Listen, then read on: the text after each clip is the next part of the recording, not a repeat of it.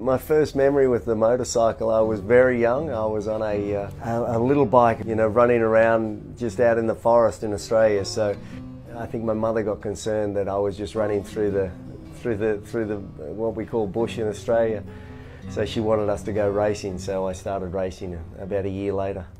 From there, and then racing dirt bikes, and then racing street bikes, and then I got invited to go and race in Japan, and then Yamaha picked me up. And then the World Superbike Championship started.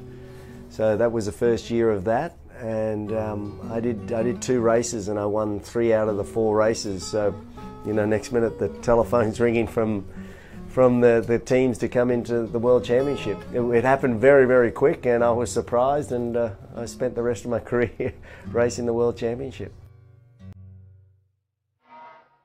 It took a little bit for me to understand and even actually convince myself that I was able to compete with these bikes, because they were so difficult to ride, and it really was, it had zapped the confidence out of you. So I really had to dig down deep to try and get myself in a mental position to say, hey, I can conquer this thing and I can beat these guys. And a couple of injuries later, and I did, but it wasn't an easy road.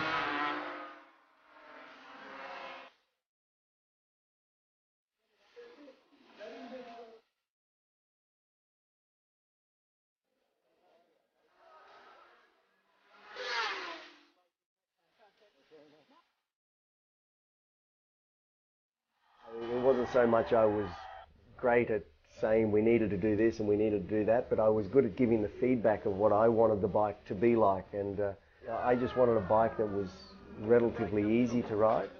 And I think that's, if you just let the engineers be engineers, they just want to build a bike that is a masterpiece of machinery, but it might not have the feel, it might not have the rideability. So we kept things very basic, and we'd improve the parts that needed improving rather than reinvent the wheel. And that's what's kept it. That's what kept the Honda at the forefront for so long. And